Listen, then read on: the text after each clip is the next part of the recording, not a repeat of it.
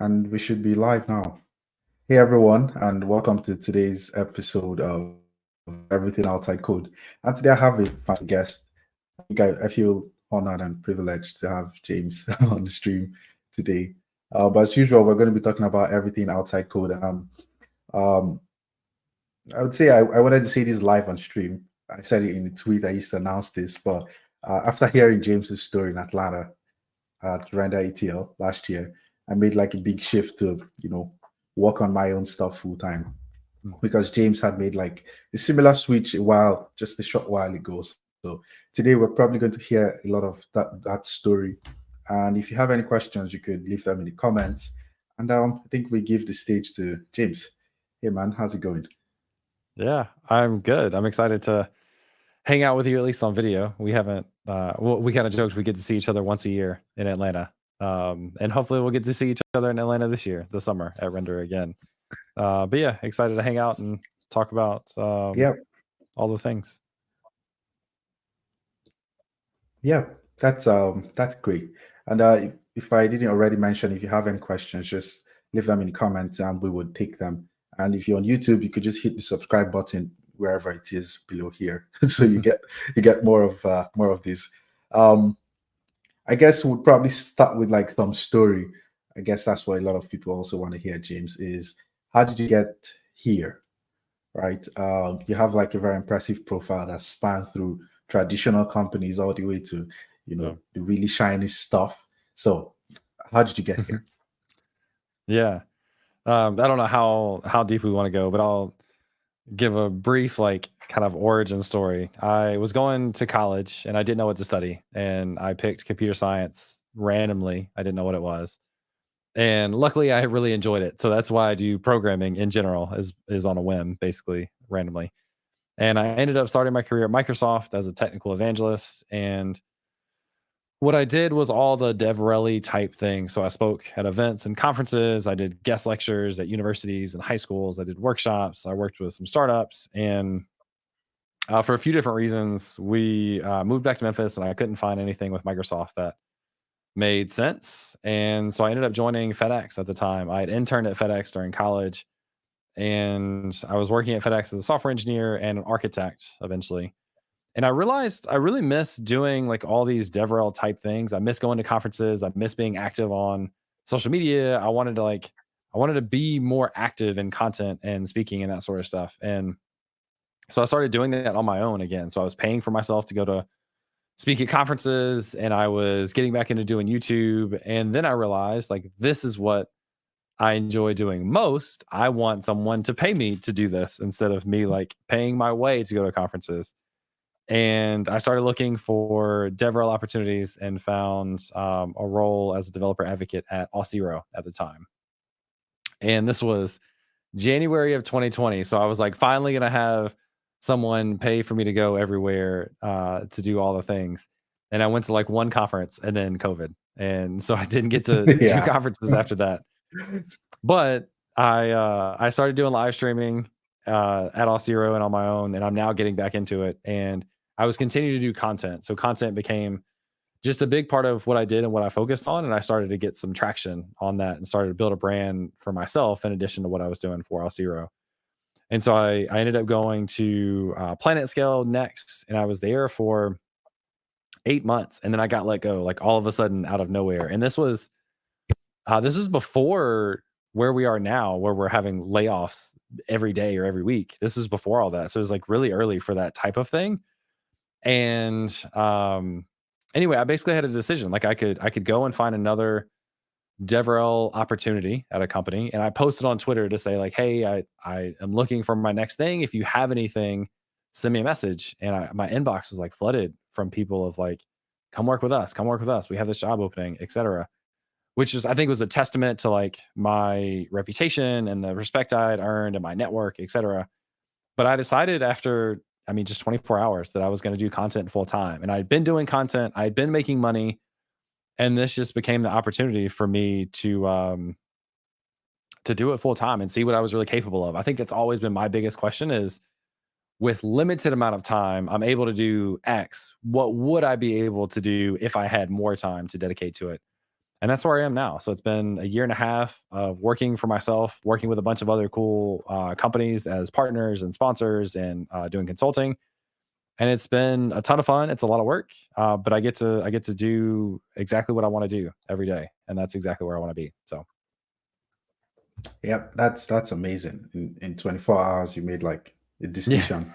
Um, yeah, and yeah, you said you made some money, and then you hmm figured, okay, maybe if you spent more time, this would be worth it. yeah, Could you share a bit more about like making some money that was enough to, be yeah, worth it? Maybe some numbers you're comfortable with, or maybe yeah. like a range. Like at what point were you like, okay, maybe this is This enough? is doable. Yeah. Yeah, Yeah. I'm super transparent on all this stuff. So I don't like say numbers to brag, but anytime people ask, I'm happy to share. So I when I was at Planet Scale, my salary was 220,000. And in in the year before, I think I'd made 60 total thousand on the side with content.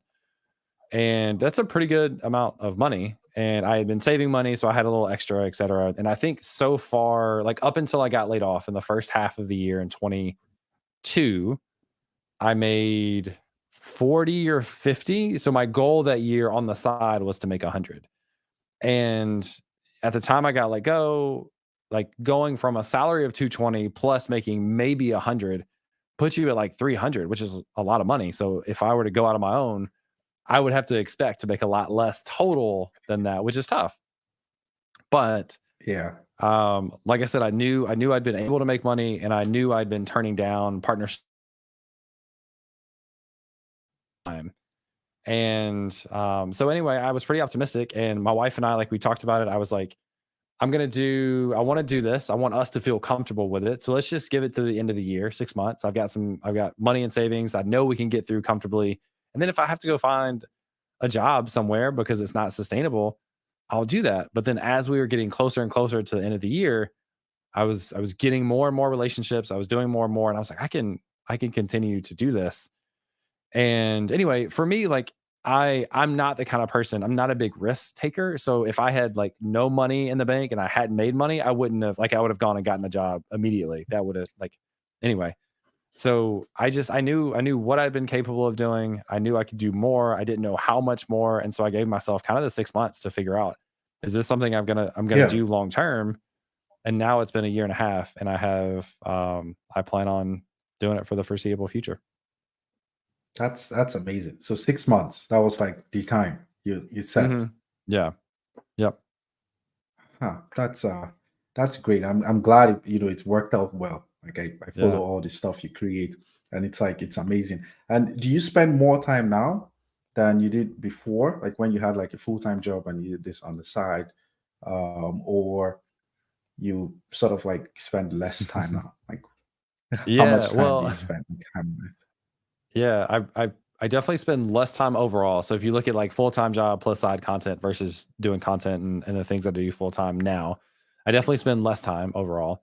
There's also one big factor is the week before Render ATL last year, my wife and I had our first daughter. So our daughter is 9 months old now, and even if I wanted to, working a full week is tough. So usually my weeks are not like full weeks, and Yeah. that makes it hard sometimes to get as many things done as I would like, but also is like what a blessing to be able to work a little bit less than I had before, to have a daughter that I have the flexibility to spend a lot of time with, and my wife has a lot of flexibility as well. So for us to have like we're comfortable with money, we're doing jobs and careers that we're really excited about, we're able to spend time being parents and figuring out what that looks like and what all it takes. I feel like we're in a pretty good Yeah. spot, but overall working less than I had been, which I'm excited about. That's amazing, man. So for anyone listening, you just need some money and 6 months to figure out if it Yeah. works, and then, and then you could go do it.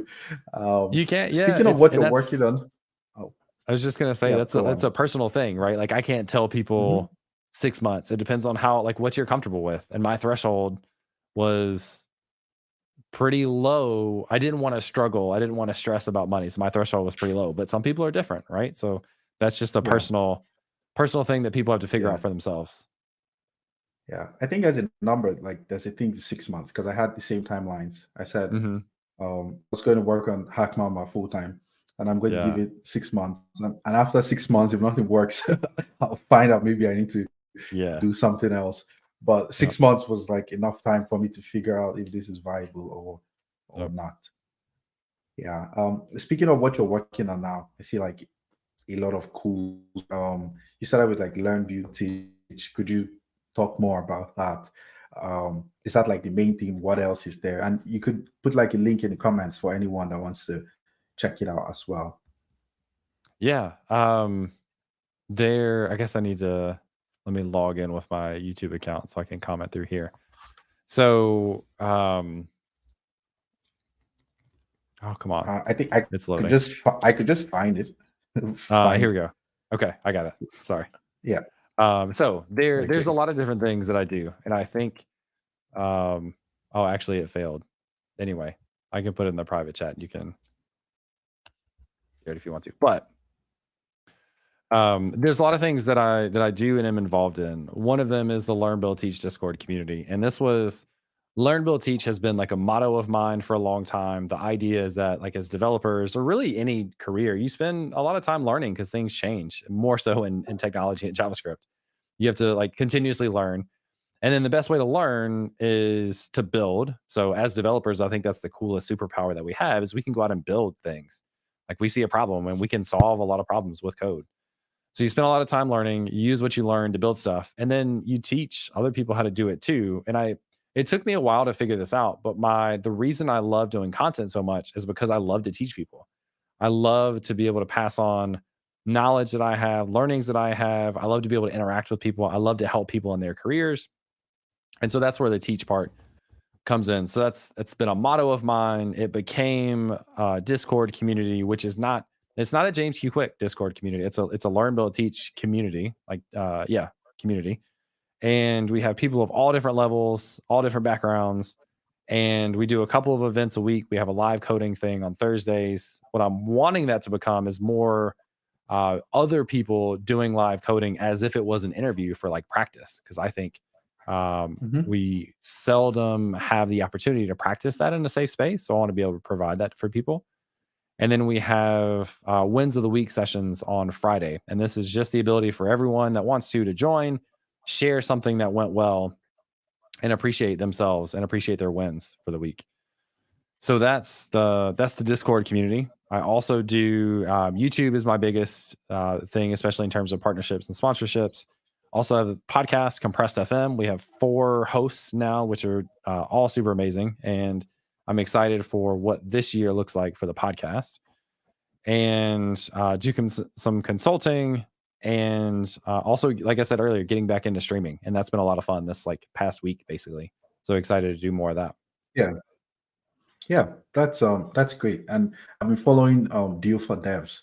I think that's the one I'm Yeah, personally more excited more excited about yeah. because for like indie hackers and folks building stuff Hmm. consistently, they're always on the lookout for like how can I ship something with like the cheapest Hmm. tool set possible. And it felt like, it feels like Deal for Devs would be that thing for developers and indie hackers in general.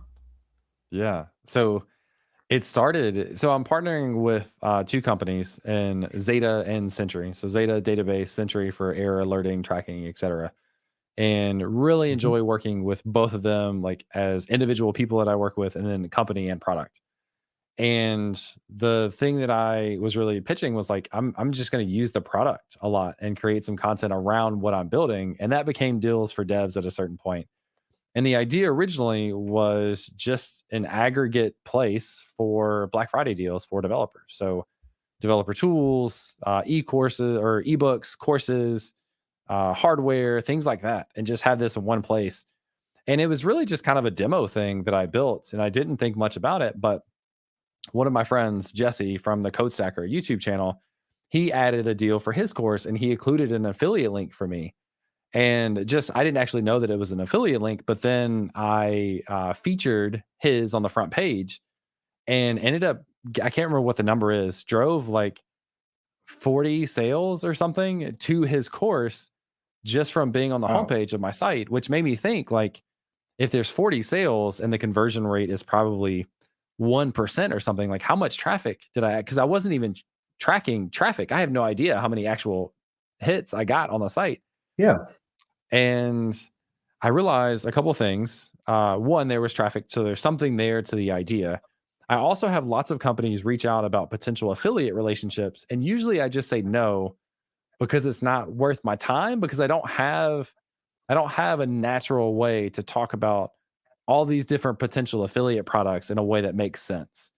And so if I have this Yeah. platform where I have one place that I'm sending people to anyway, why don't I turn that into like affiliate links where I can and then make some side income and hopefully be like recurring stuff. And then long term, we can do like sponsorships to promote individuals, new products and deals, and take an either dollar rate for sponsorship or affiliate for as a sponsorship, whatever. And anyway, so we kind of talked about this before. Like this will be a year round thing. And if you think about major holidays, Christmas and New Year's and Valentine's Day, Black Friday, etc., Mhm. people do deals on products all the time, and they launch new products all the time, and they have initiatives behind projects all the time. So this will be a year round thing, and we'll have newsletter subscriptions. People can sign up for the newsletter, and they can check what types of deals are you interested in, and then every month we'll send you a curated list of the deals in those categories. Mhm. Again, ebooks, courses, conferences, hardware, developer tools, etc. Anyway, it's been Yeah. something I've been super excited about, and I want to give a shout out to Chris Wicks, who I met at a conference a couple weeks ago in the virtual coffee community in my community, and he's been working on the newsletter subscribe flow, which gets into using resend for transactional emails and the preferences pages and saving that information into the Zeta database, et cetera. And I'm just really, really excited because it feels like it has some potential if we do it well and kind of get some people raise some awareness to what we have. Yeah.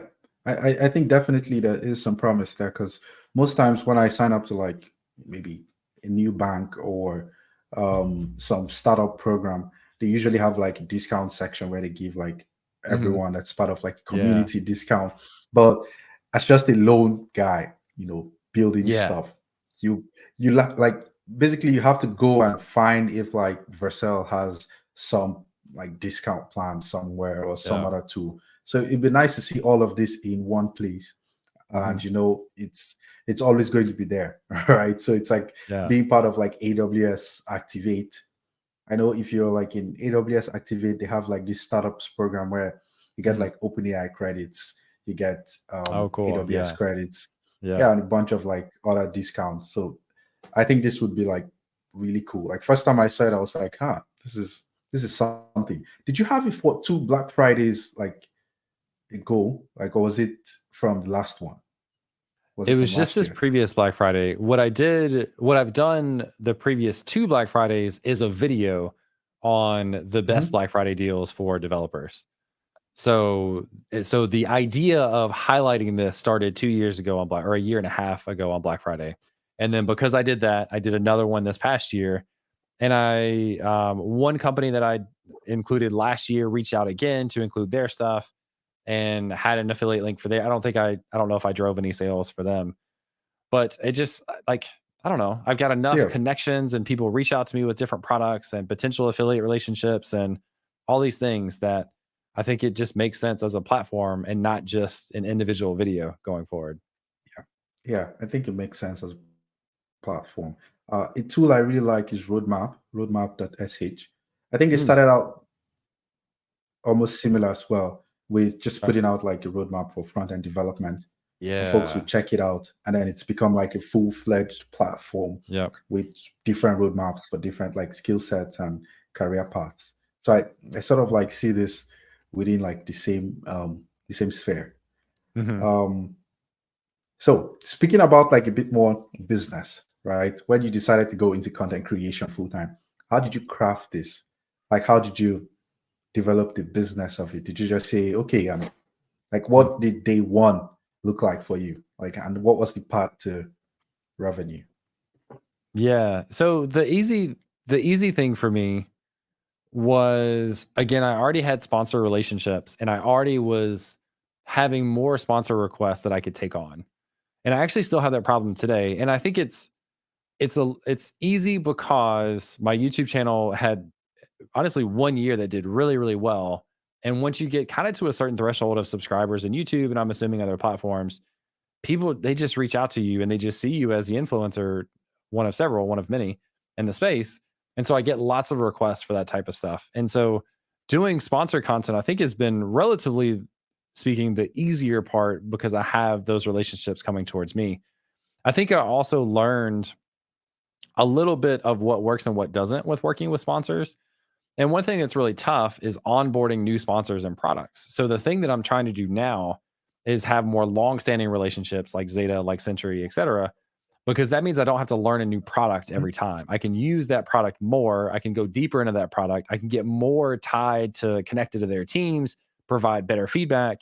I can post about them more because I'm naturally using them over the course of 3 months, 6 months, 9 months, a year, whatever it is.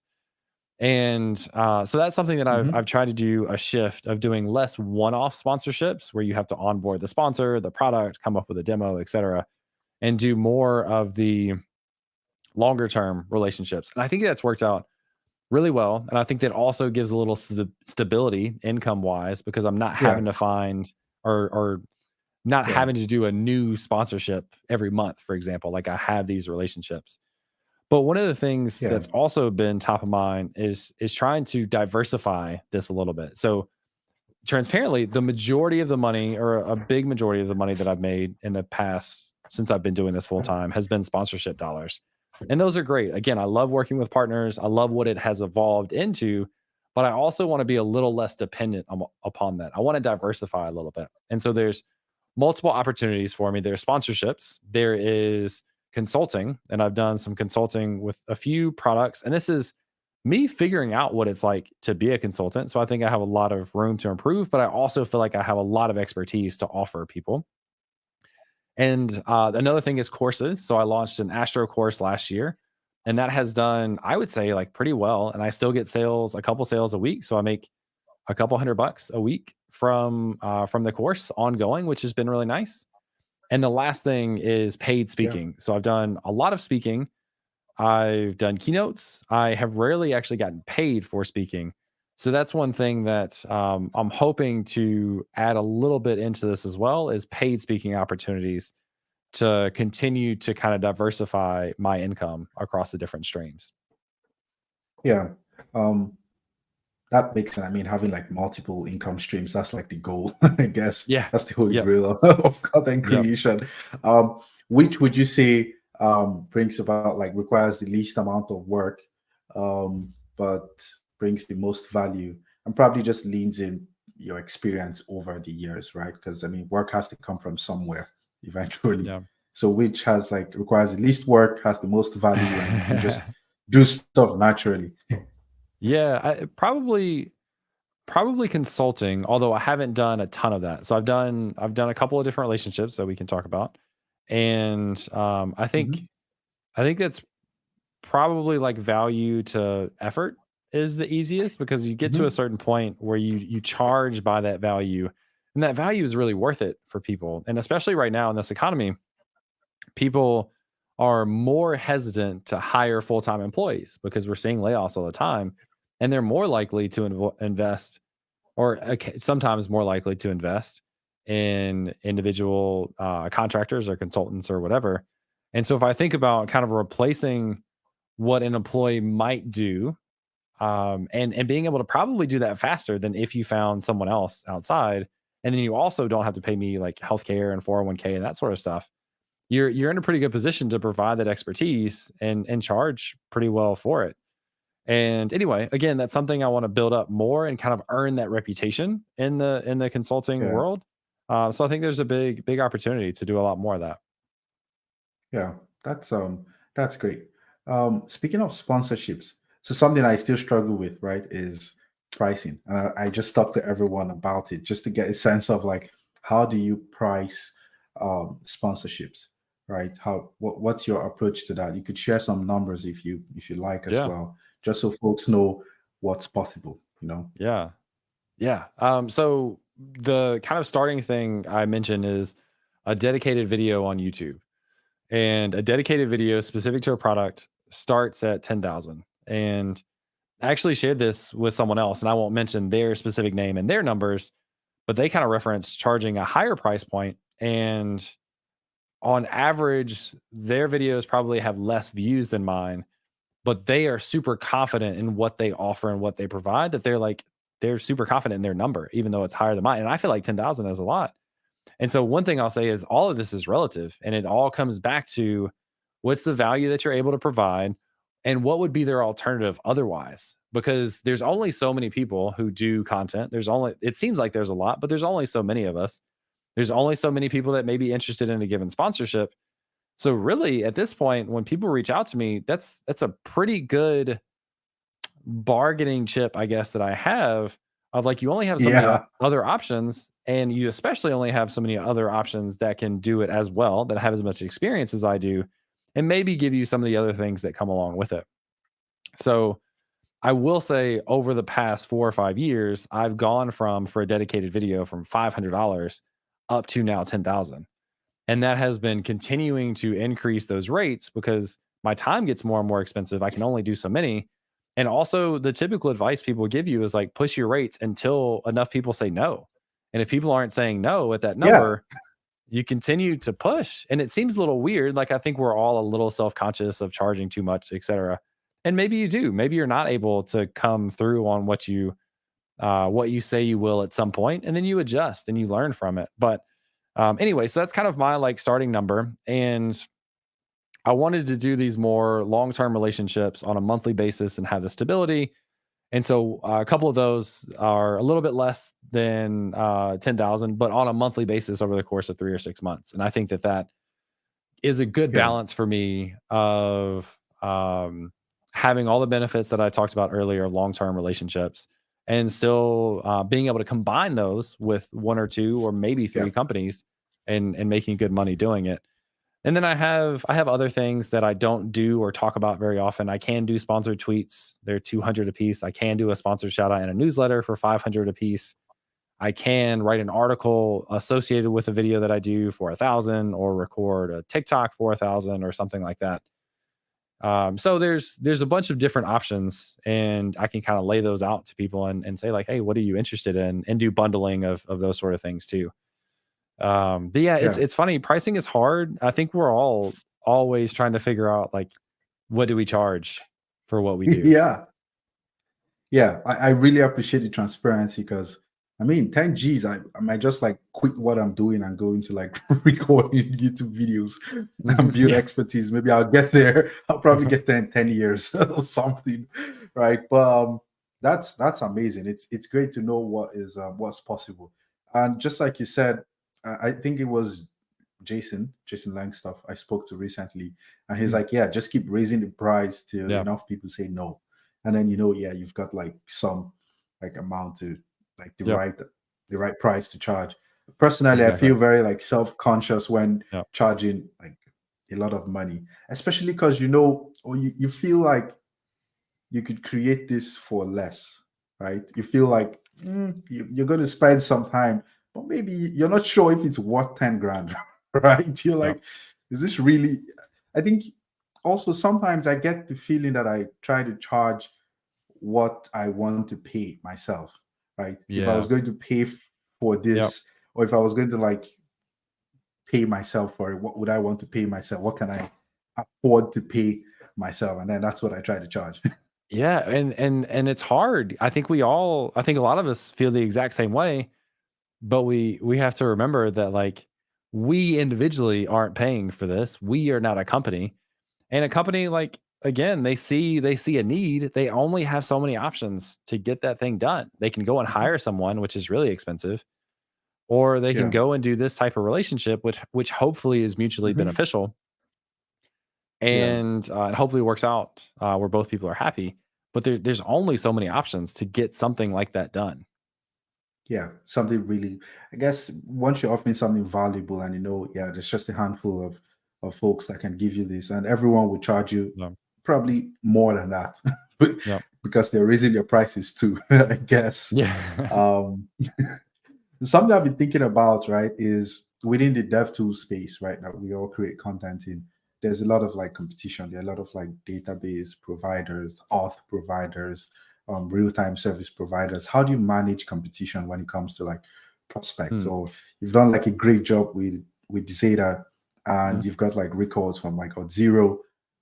What if like a competitor comes and they're like, hey, we're going to give you like so much more, come Yeah. work with us? How do you manage like the brand affiliations and Yeah.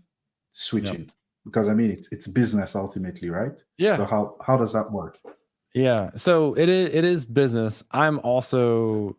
I care very deeply about individual relationships, and I care very deeply about being respectful of existing relationships and honoring those relationships. So this is actually up I it's funny. I'm about to have to kind of make a decision very similar to this in the next couple of days from two competing technologies, one of which I didn't think I was going to have a relationship with, so I opened up the conversation with another, and then found out the original one like it wants to have a conversation now, and we'll see what happens. I think the I would never just back out of something just to make more money if I already have the relationship.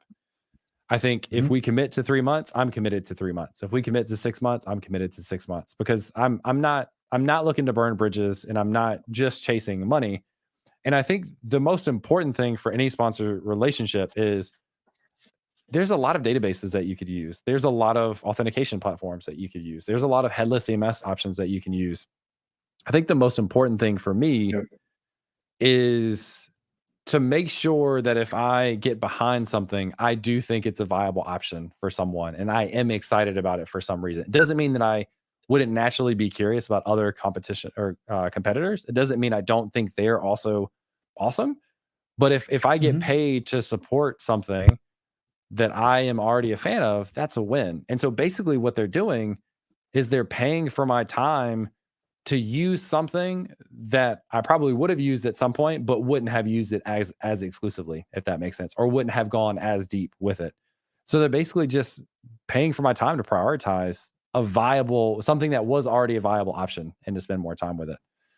So the one thing that I have in those in the proposals that I send over is if you sponsor me in some capacity over a period of time, so months, I will not take any sponsorships from a competitive technology.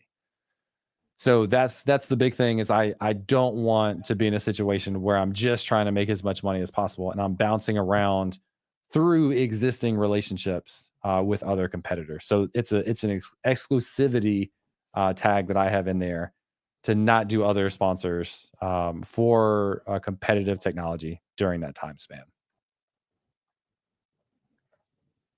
Yeah. Uh, just to be sure something is not up with my internet. You can still hear me, right? Yep.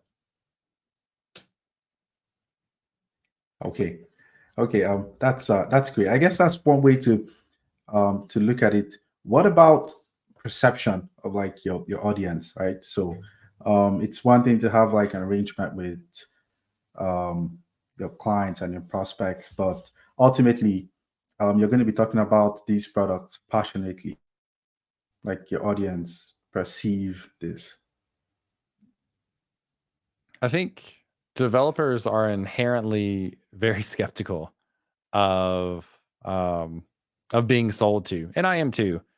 And I've actually had a situation. Probably the most pushback I got was on a video I did talking about Polypane, which is a browser that is a paid browser, and it has a bunch of features. It's like runs Chromium or whatever under the hood, but has a lot of features built into it for accessibility and testing and that sort of stuff.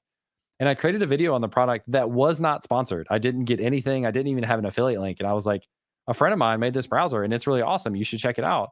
And then I got flooded with comments saying, like, how much money did you make? Or you're only sharing this because your friend made it or whatever. And the reality was, I barely even know Killian who created it.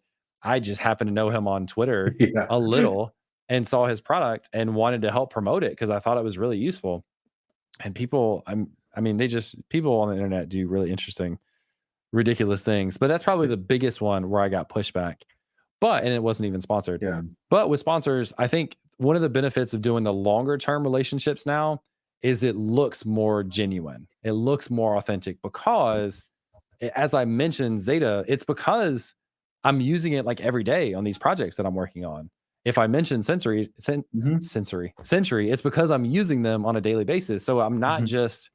I'm not just using them at surface level to get a video done. I'm actually using them in something that's bigger. And that's what was really important to me about doing the kind of build in public piece is because I have that use case to go deeper. I have that use case to talk about it more naturally. I have that use case to be more engaged with it over a longer period of time. And I think the way that has worked out has gone really well. And I think what little skepticism I had before, and there was some, I think it's a little bit less. But I also think developers will like you'll have a handful of people who are gonna be negative regardless of what you do and how you do it. And some of it's just like paying attention to make sure it's to see whether or not that feedback is reasonable. And a lot of it's not, to be honest. So you just get comfortable with ignoring what you need to and doing the best you can. Yeah. Hmm. I guess people are going to like developers are going to say stuff like folks will have like different opinions either ways. It's up to you to like either take it, consider it, or like explain. And I guess we're not all perfect as well. So sometimes we have to like clear the air and explain like a rationale behind some of the decisions. And yeah, they live with it or not. I guess. Yeah. So I've been thinking about GTM, right? It seems like a lot of your clients come like inbound, so they come to you. Have you ever thought of like maybe reaching out to particular like prospects or looking at like a Yeah. different market? Maybe there's something happening in like Japan or Mm. Australia, right? And I mean, as a business person, this could mean like a lot more opportunities, expansion into like an untapped market. Have you thought of like, stuff like that and approached it in some way? Not quite to the extent that you're maybe asking, but I have done some outreach myself. And I do conferences several times a year, and I love to speak. I love to be on stage, and I love to get more and more opportunities to speak. But I also do a lot of natural networking. So people that I get to see and hang out with, like you, and just stopping by and seeing companies and making myself a personal connection with them. So that if I were to reach out and pitch something, or if they have thought about reaching out to a content creator and now they're ready, I'm someone that like they actually have that in-person connection with. So I do that occasionally. I actually just got to talk to Cloudflare at that conference, Mhm. Texas, and they had sponsored the Changelog podcast, the JS Party podcast, to be there in person and do interviews while they were there with people just in the conference, and I thought that was super cool. And so I was talking to Cloudflare, and it kind of came up about that I have a podcast, and then we're gonna have a conversation at some point to see if they want to sponsor us to go and do something somewhere, which I think is one of the coolest experiences because I love being in person at conferences. I love being able to talk to people in conferences, and then also to be able to do that in person with one or two or three of the other co-hosts of the podcast is a ton of fun. So I definitely I say network, but I hate that word. I invest a lot of energy into the community when I'm at conferences, and that is the equivalent of networking to me. And that potentially leads to some Yeah. opportunities. And I've pitched a few people on things before. Like when I was working on an Astro course, I reached out to the Astro team and I said, like, hey, if are you interested in sponsoring this at all? And they said no, which was totally fine. But they supported me with feedback and debugging when I had issues and stuff. And they've been really amazing. I also have reached out to a few different sponsors or potential sponsors to say, like, Hmm. hey, I'm working on a thing. Would you like for me to use your technology, or would you like to be a sponsor and have Yeah. that be advertised, et cetera? And some of those work out and some of them don't. So I do have, like you said, a lot of stuff incoming, but I do also Hmm. kind of pay attention to where the opportunities are and what companies and brands may make sense. And oftentimes I have some sort of connection to a lot of companies. So I can just reach out and say, hey, I'm working on a thing. Like, would you want to be involved Yeah. and partner? And here's what it might look like, or just explore what it might look like together. Yeah. I guess your outreach strategy is more like longer term. So it isn't like, okay, this is going to happen in a quarter. It's, yeah, we're going to just connect probably like Yeah. 6, 8 months or till whenever. And then if an opportunity comes up or there's reason to talk, and then you go for it. Yeah. Yeah. That sounds great. And I guess everyone should attend conferences in person. Yeah. I think so. That was something Yeah. I missed from COVID, Yeah. was during Yep. COVID, there were no in-person conferences. And yeah, I think after COVID, those virtual conferences just like they died a natural death because Yeah. people wanted to connect. That was the point of conferences in the first place. Yep. Yeah. I Yeah. I get so much out of conferences, and especially not right now with layoffs and the economy and stuff. Highly recommend people pay attention to networking. And I call networking investing in your community, because I hate the word networking. So just investing in your community, whether that's virtual or in person at a meetup or a conference. Mhm. If you show up and you participate and you engage and you invest in what's going on there, that's natural networking. And you never know at this point when one of those connections may be the difference in you getting your next job or not getting that next job, or getting an interview or not getting an interview.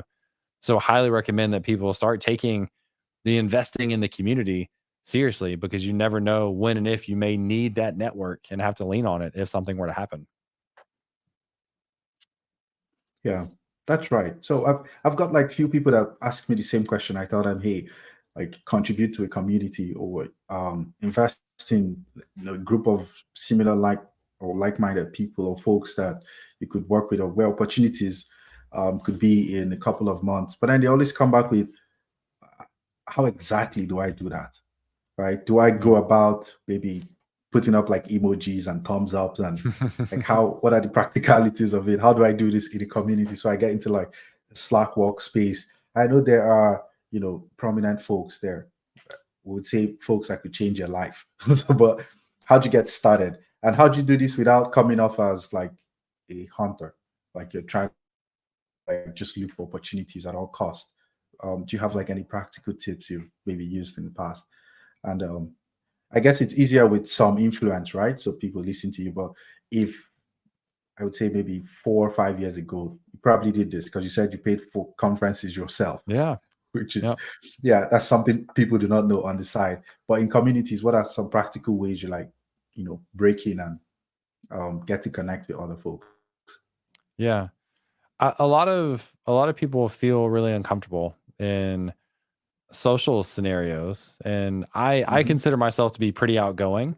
I have my moments where I'm introverted, but for the most part I'm fairly extroverted. So it's You a little do? easier for me than a lot of people occasionally. Um so I it's probably easier for me to go up and just talk to someone new, for example. And a lot of people would get really nervous about that, but I think it's one of those things that you have to do. You have to take advantage of the fact that if you're at a conference or a meetup, that there's people around you that have really awesome backgrounds. They have a lot to share. They're really interesting, and they may or may not like have some sort of relationship that could benefit you at some point. And I want to caution people from thinking they're going to go into a conference to get a specific relationship to help them get a job, because that's just not how it works. And you kind of mentioned, like, how do you do this without coming across in a negative way, like you're just out to get something. And you do it by investing in your community first. That's why I use that phrasing very intentionally, because you invest back Hmm. into the community first, and then that may or may not lead to something or a connection or whatever down the road. So the way you do that, if you're at a conference, you sit down at a table, you meet people, you ask them about what they do, you have conversations to share what you're building, you find people with like interests, you find communities like Learn, Build, Teach or Virtual Coffee that you can participate in on an ongoing basis, and you contribute. So as people, like, if you think about being on Twitter, you can scroll Twitter all day. But how do you contribute? Can you help answer a question that someone has on Twitter? Can you help add some additional context to something that someone posts? Can you add helpful links to something that someone posts on Twitter? I have people all the time in my Discord or in Twitch that join and they help me solve coding problems. They send me links to documentations. They send me links to additional technologies or potential solutions that I didn't know about. Like, imagine from my perspective, if you're in my stream and you send me something that helps me solve a problem that I couldn't solve on my own, or it would have taken me a lot longer to solve, I'm gonna know at least by username like who Yeah, you are, right? Like you true. invested in me, and I recognize that. And I appreciate that. So if there's something somehow, sometime that comes up where I need to recommend someone for this type of role that involves the thing that you help share with me, you're the person I'm gonna think about. And there's no guarantee that like leads to a job offer. That's not how it works. But by showing up and investing, you're broadening those connections, you're broadening that network. And then I think for me, one of the big difference makers is because I'm in person at all these conferences, I get to take those relationships to the next level. So, like you and I knowing each Mhm. other online Yeah. is very different than me and you knowing each other in person from Oh, 2 years in a row at okay. Render, right? Like very, very different and a lot more Yeah, fun. very different. So, Yeah. so now our relationship is that much stronger because we've had that personal connection. So that's where I think the real beauty of conferences comes in is meeting new people, blah, blah, blah. But also for the people that you have an existing connection with, your connection just got that much deeper. Mhm. Yeah, that's right. And I think something with conferences too is the follow through, right? So I Mm, meet like tons of people at conferences, but and we're like buddies for 2, 3 days, yeah. and that's it. After the conferences, it's like peace. I'm back to my ends of the Yep. earth, and they're back to theirs. But investing in that follow through and having like a chat or connecting, I feel like that's also something important and people often overlook. Mhm. Yep. And Yeah. you can be really strategic with that, right? Like you can take notes of people that you meet and things that you talked about, and you can send them a message on Twitter later on to say, "Hey, like really enjoyed blah blah blah." Mhm. You can start a podcast and invite guests on to talk about themselves. That's something that I did early on with live streams. That's part of Yeah, the benefit that we get with our podcast now is we can invite anybody on that we want to, and it could be a follow up to a conference. It could be a net new connection, like we've never talked before, but I want to talk yeah, to you, so come on my podcast. Like people love to yeah. talk about themselves, and so that's been a cool True. networking opportunity for us too. Is just bringing people on that way. Yeah. Yeah, that's right. I remember going to like being at meetups and conferences and having like a notepad taking out like names because I'm Hmm. so Yeah, horrible at remembering names. I'm like, I know. someone says their name, like, hey, I'm Charles. I'm like trying to find a story to attach to the name. So I have to Yep. remember because there's been like what 20 other people's names I need to like remember as well. But yeah, definitely like following through and finding something to connect on afterwards is definitely beneficial. So we're coming up to time now, and this has been amazing. I have like other questions on the side, accounting, but I guess we'll have to take that some other time. More reason Yep. for us to get back Yep. on the podcast like this again. But thank you very much, James, for coming out and hanging out for the last 40 plus minutes. It's been fun catching up, and we should definitely see you like next time in Atlanta. I'll find a way to make it out there. Yeah. You definitely should. Yeah. And then Definitely. I'll send you, speaking of podcast stuff, I'll send you a link if you're interested to come and talk about Hack Mamba and whatever else on our podcast too, if you want to. Yep, yep, totally. I'm always entrepreneur life now. I'm talking about Hack Mamba everywhere. I guess I have to. But Yep. yeah, thanks for that. And for everyone listening, thanks for tuning in today. And we'll see you next Wednesday. And until then, hit the subscribe button wherever it is. I still can't find it somewhere here, down here. Hit the subscribe button so maybe this makes sense later. But until then, let's have a wonderful evening. And thank you very much.